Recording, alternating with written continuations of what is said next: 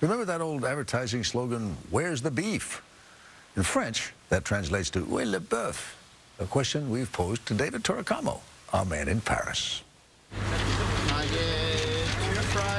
Voila, the latest craze in French dining, hamburgers. Yeah, the French used to think they were an American scourge, food without flavor or finesse, but they're beginning to see that even a hamburger can be gourmet. I mean, just ask Victor Garnier.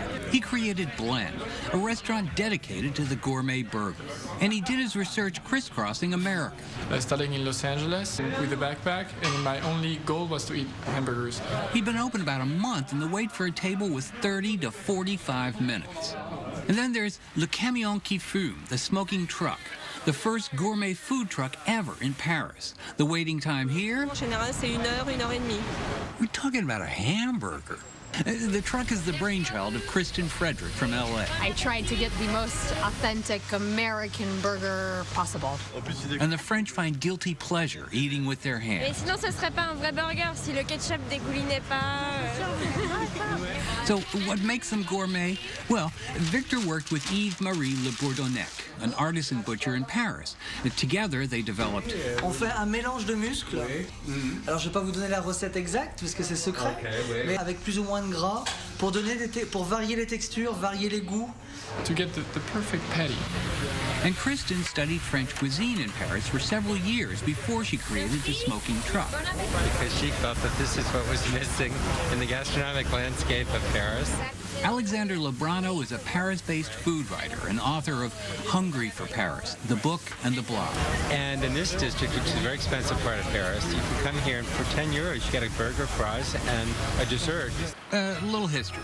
McDonald's arrived in the 70s, and today, outside of the United States, France is the biggest market for McDonald's in the world. Though it's not always been a happy meal.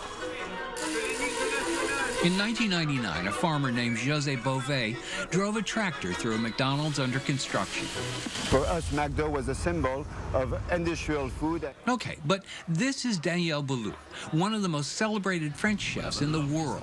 And about 10 years ago, at his restaurant in New York, he decided to prove that a burger could be more than just beef patties on a bun. I wanted my burger to be a cross between what French cuisine represents and what American cuisine represents as well.